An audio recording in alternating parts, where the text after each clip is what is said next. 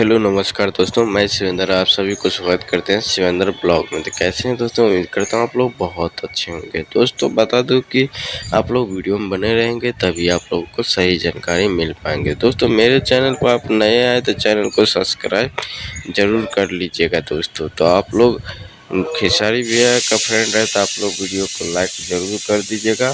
और भाई लोग बता दूं कि काफ़ी आज एक सॉन्ग आया है बिंदिया ब्लैक दहर चमका, काफ़ी गजब का एक गाना है कैप्टन भोजपुरी पे।